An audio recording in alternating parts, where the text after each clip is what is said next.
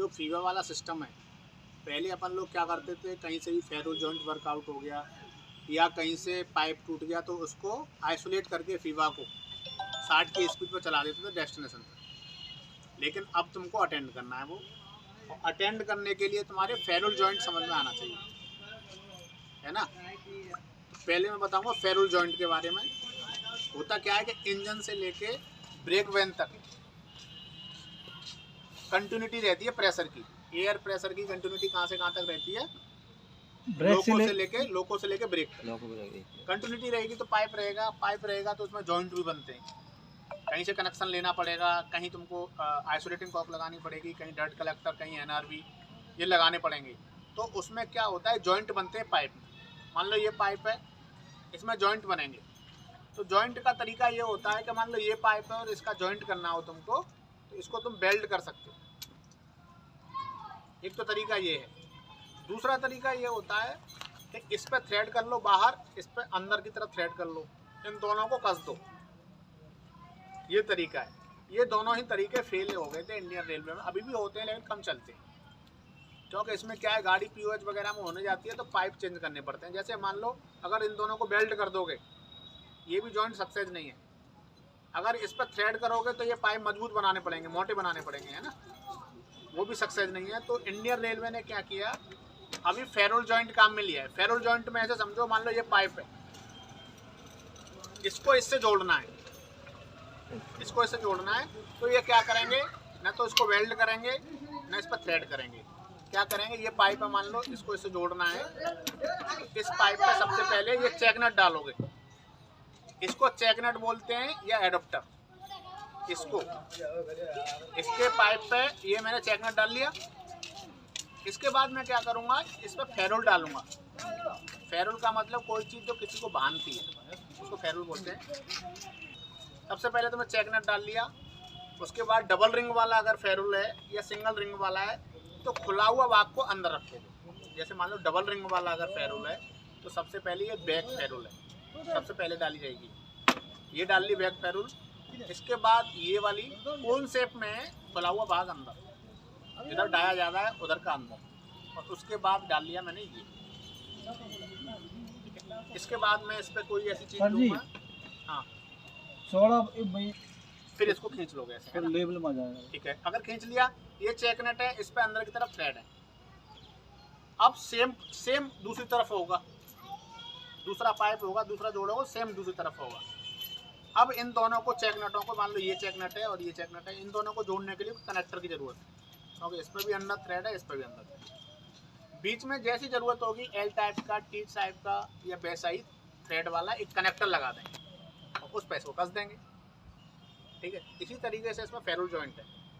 मतलब क्या है, ये एडोप्टर, ये फेरुल, फिर कनेक्टर होगा और फिर दूसरा सिस्टम सेम। मान लो इन दोनों को जोड़ना है तो बीच में एक कनेक्टर लगाना पड़ेगा तुम्हें। इधर भी चेक नट है, इधर भी चेक नट है, और इन चेक नट के अंदर दोनों तरफ क्या है, फेरुल कर दो।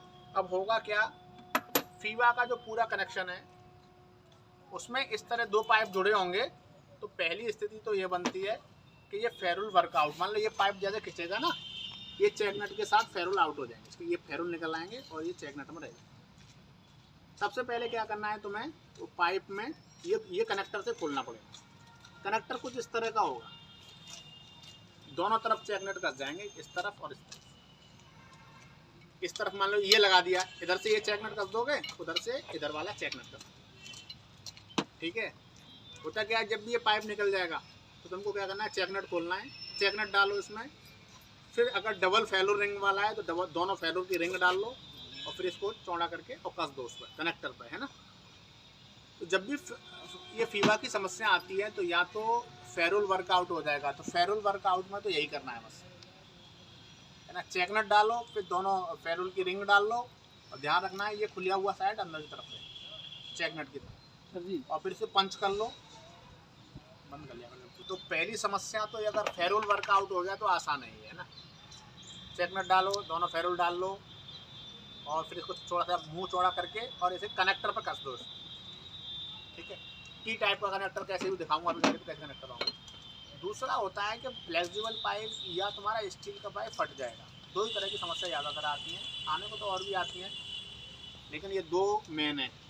पहला फेरो जॉइंट वर्कआउट हो गया, दूसरा फ्लेक्सिबल पाइप या स्टील का पाइप फट गया।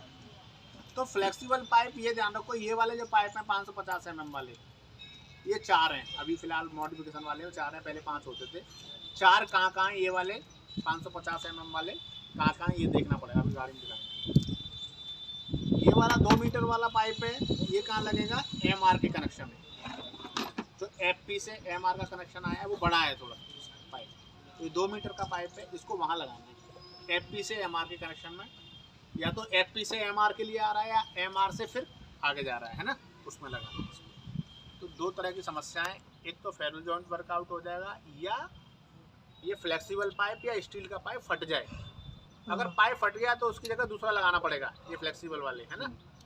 अगर फेरो जॉइंट वर्कआउट हो गया तो कुछ नहीं, उसमें तुम्हारे पास क्या होना चाहिए, देखो 3 चीज़ें होनी चाहिए, कनेक्टर, फेरुल और डमी प्लग, है ना। सपोज करो किसी भी वजह से डुप्लेक्स चेक वाल्व के दोनों तरफ पाइप हैं ऐसे, ये फट गया तुम्हारे पास नहीं है, तो उसको डमी करोगे। और डमी करोगे तो डमी करने के साथ एक BP वाली आइसोलेटिंग कॉक है, उसको और बंद करोगे, तब नॉर्मल स्पीड से जाएगी गाड़ी, लेकिन उसके साथ एस्कोटिंग करनी पड़ेगी।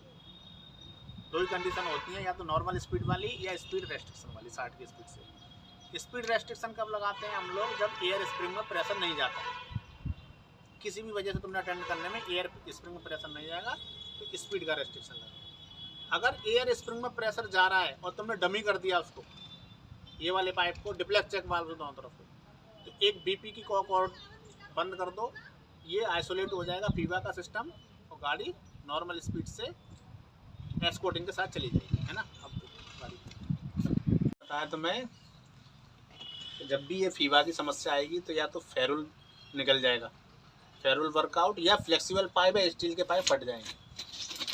तो पहला तो यहीं से निकल जाता है। देखो ये FP का कनेक्शन जा रहा है MR में, है ना, FP का कनेक्शन MR में जा रहा है।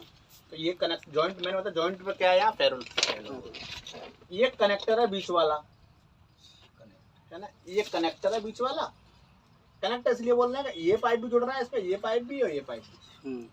ये एडाप्टर है, इस एडाप्टर के नीचे फेरुल होगा। ये पाइप अगर निकल गया तो पाइप में सबसे पहले इसको डाल लोगे तुम चेक नट को, फिर फेरुल को, फिर इसके मुंह को चौड़ा कर लोगे थोड़ा, और फिर इसी पर कनेक्टर पर कस दोगे, कस देंगे तो गाड़ी बराबर चली जाएगी।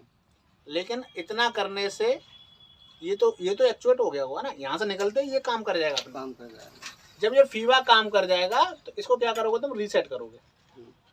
इसको रीसेट करने के लिए ध्यान रखो, पहले इसको बंद करना पड़ता है क्योंकि इसका प्रेशर ड्रॉप हो रहा है BP का, बंद करना। इसको बंद करके रीसेट कर दो, रीसेट करके फिर चालू करना पड़ेगा इसको, क्योंकि अब तो काम कर दिया, काम कर दिया, ओके कर दी गाड़ी, है ना। अगर ये पाइप फट गया, कहीं से भी टूट सकता है ये पाइप, देखो जॉइंट से निकला तो वही है समाधान, बस खोलो, लगाओ सही से और फिर कसो। जॉइंट का तो वही समाधान है। और जॉइंट के अलावा अगर दूसरा चीज क्या है, ये पाइप टूट भी सकता है। तो पाइप टूट रहा है तो उसको पाइप को हटाओ, दूसरा 2 मीटर का जो फ्लेक्सिबल पाइप है उसको लगाओ। ये करोगे तुम तो मान लो ये टूट गया फ्लेक्सिबल पाइप, तो ये तो काम, ये तो चल जाएगा ना, फीवा तो ऑपरेट हो जाएगा, ये तो ऑपरेट हो जाएगा। जब ये ऑपरेट हो गया तो इसको बंद करना पड़ेगा, इसको बंद करके रीसेट करना पड़ेगा। और ये ओके हो गई तो बारी बराबर जी स्पीड से जाएगी, क्योंकि ये तो काम कर जाएगा। कहीं से भी टूटा तो ये काम कर जाएगा। ये काम करने का मतलब ये है कि पहले इस कॉक को बंद करोगे तभी तो प्रेशर ड्रॉप होना बंद हो जाएगा। इस कॉक को बंद करते ही तुम फिर देखोगे क्या काम करना है, फिर वो काम कर लो। जब भी ये जॉइंट वॉइंट निकलेगा, यहाँ से टूटेगा तो वहां से FP का पाइप बंद करना पड़ेगा, क्योंकि इसमें प्रेशर बराबर आ रहा है। बराबर जहाँ तुम काम करोगे उसमें प्रेशर नहीं आना चाहिए, तभी काम कर पाओगे, है ना। तो वो देखना है कि कहाँ काम करना है, उसमें अगर कहीं काम करना है तो उसमें यहाँ से बंद करना पड़ेगा ये वाली कॉक, है ना। ट्रॉली पे काम करना है तो इससे प्रेशर जाएगा, यहाँ काम करना है तो उधर वाली बंद करनी पड़ेगी, है ना। तो अगर ये जॉइंट वर्कआउट है तो उसे सही करोगे। अगर ये फ्रैक्चर इसमें टूट गया ये, तो दूसरा पाइप लगाओगे। सेम इसके पीछे है, ये यहाँ से जॉइंट पर से निकल गया ये, तो कुछ नहीं, चेक नट डालो पहले, फिर फेरुल की रिंग डालो, फिर उसको पंच करो और फिर दोबारा कर दो, ठीक है। जॉइंट से गया तो, और ये पाइप ही फट गया तो दूसरा पाइप लगाओ, फ्लेक्सिबल वाला है, बड़ा वाला पाइप है 2 मीटर का। तो पंच करना जरूरी है, फिर क्या जरूरत है, फिर तो उसको ये कनेक्टर है देखो इधर, इस पे भी कट जाएगा, उधर भी कट जाएगा, दोनों तरफ चूड़ियाँ। इसमें तो पंच मतलब चौड़ा करना जरूरी नहीं। पंच तो जब करोगे जब ये निकल जाएगा, ये निकल जाएगा। इसको चौड़ा करोगे ना, कनेक्टर में चौड़ा थोड़ी हो रहा है, इसको चौड़ा करना। जब ये हमने हटाई दिया पूरा तो चौड़ा क्या करना, कुछ नहीं। फिर तो फ्लेक्सिबल पाइप है, कस दो इसको। ठीक है, जो पंच करने का सिस्टम वही है। जब ये फेरुल निकल जाएगा, ये निकल गया मान लो, तो फिर ये डालोगे, फिर इसमें रिंग डालोगे, फिर इसको पंच करोगे, तब जाके ये कसा जाएगा दोबारा। क्योंकि ये फिर चेक नट निकलेगा नहीं, पंच नहीं करोगे तो फिर फेरुल निकल जाएगा, तब करना है। ठीक है, तो ये तो एक पहली सबसे ज्यादा संभावना तो ये टूटने की है, ये यहाँ से बाहर होने की है। दूसरी संभावना इस वाले पाइप की। इन दोनों की जगह क्या लगेगा, बड़ा वाला पाइप। ठीक है, ये समझ लो, जब भी इस ट्रॉली को हम फीवा आइसोलेट करेंगे तो एक तो कॉक ये है, पूरी तरीके से आइसोलेट करेंगे। जब तुमसे अटेंड नहीं हो रही है गाड़ी तो एक कॉक ये है, एक कॉक ये, दो और दो कॉक वो है, 4 कॉक। इससे आइसोलेट हो जाएगी, फिर रीसेट कर दोगे, ये ग्रीन हो जाएगी। ठीक है, अब तुमको देखने हैं चार फ्लेक्सिबल पाइप हैं इसमें, है ना। अभी उधर जाकर देखेंगे, 4 फ्लेक्सिबल पाइप हैं, उनको देखना है और कैसे डमी करना है वो देखना है। ये 4 फ्लेक्सिबल पाइप कौन कौन से हैं? तो देखो, ये वाला फ्लेक्सिबल पाइप है, ये एमआर से आ रहा है। एक तो ये हो गया, है ना, ये वाला फ्लेक्सिबल पाइप। एक तो ये हो गया, दो एक एयर स्प्रिंग पे आ रहा है ये वाला, और एक एयर स्प्रिंग पे उधर आ रहा है। ठीक है, किधर आ रहा है सर? उस एयर स्प्रिंग पे, उस वाली में आ रहा है ना। 2 हो गए, एक ये, एक उधर, और 2 बीच में। देखो ब्लैक, 2 बीच में ये वाले पाइप। 4 फ्लेक्सिबल पाइप हैं। मैंने बताया था 550 mm के जो अभी छोटा वाला पाइप है जो, वो यहाँ लगेंगे। मान लो ये वाला निकल गया तो इसकी जगह लगेगा, ये दोनों वाला निकल गया तो इसकी जगह से लगेगा वो वाला फ्लेक्सिबल। छोटे वाले पाइप में जो 1 इंच के हैं जो, यहाँ लगेंगे। मैं ये कह रहा था तुमसे कि मान लो अगर तुम्हारे पास ये पाइप नहीं है या किसी वजह से यहाँ से डमी होगा, देखो ये यहाँ से डमी करेंगे, इसको डमी होते हैं यहाँ से, लॉक कर दो जिससे फीवा में न जाए प्रेशर, है ना। तो यहाँ से डमी करते हैं तो देख लो किस हिसाब से डमी होंगे। इंटरनल थ्रेड वाला लगेगा कि बाहर वाली थ्रेड वाला डमी। ये अगर डमी हो गया तो वहाँ से वो बीपी वाली कॉक बंद कर देंगे और नॉर्मल स्पीड चली जाएगी, एस्कॉर्टिंग करनी पड़ेगी, है ना। अगर तुम इसको अटेंड नहीं कर पा रहे हो, लीकेज बना हुआ है ना, 4 कॉक, 2 कॉक ये, 1 कॉक बीपी वाली, 1 ट्रॉली वाली बंद कर दी।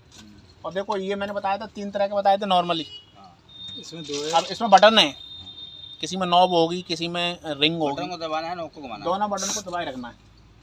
ये क्या हो जाएगा, लाल से ग्रीन हो जाएगा। ये सिस्टम क्या है, आइसोलेट करने का है, लेकिन आइसोलेट करके रीसेट। ध्यान रखो, जब तुम काम कर लोगे अपना तब भी इसको रीसेट करना पड़ेगा। फिर आइसोलेट नहीं करना, रीसेट करना है बस। एक तो होता है पूरी ट्रॉली आइसोलेट करना, 4 कॉक बंद करो, इसको दबा दो, ठीक है। और तुमने काम अटेंड कर लिया तो ये 4 कॉक बंद करने की जरूरत नहीं है, फिर इसको रीसेट करेंगे बस। लेकिन इसको रीसेट करते समय एक चीज़ ध्यान रखनी है, बीपी का कॉक बंद करके करो। बीपी का कॉक बंद करके इसको रीसेट कर लो, फिर उसे खोल दो, ठीक है। इसमें 4 कॉक हैं, 4 कॉक। नॉर ब्रेम्से का है ब्रेक पैनल। ये 4 कॉक में से 2 याद रखनी है, ये वाली देखो, BC1 BC2 दिख रहा है ना ब्रेक सिलेंडर का, ये वाले दोनों को। जिधर की ट्रॉली जाम होगी उस तरफ का ब्रेक इंडिकेटर लाल होगा, जिधर की ट्रॉली जाम होगी उस तरफ का ब्रेक इंडिकेटर लाल होगा। तो सर आइसोलेट करने से पहले इसका लाल होगा तो सबसे पहले मैनुअली रिलीज करना है उसको। इसको खींचो, इसको दबाओ या फिर इसको खींचो, पहले मैनुअली रिलीज करके देखो, खुल गई तो खुल गई, नहीं तो उसको आइसोलेट करना है। ये वाली कॉक इधर वाली ट्रॉली के लिए, ये वाली कॉक इधर वाली ट्रॉली के लिए। ये वाली देखो लिखा है ऑन ऑफ लिखा है, ऑफ कर दोगे तो ये वाली ट्रॉली आइसोलेट हो जाएगी, इधर वाली को बंद कर दोगे तो इधर वाली आइसोलेट हो जाएगी, ठीक है। आइसोलेट होने के बाद ये लाल से हरा हो जाना चाहिए, जिस तरफ की ट्रॉली है उस तरफ का, ठीक है। सर जी मान लो इंडिकेटर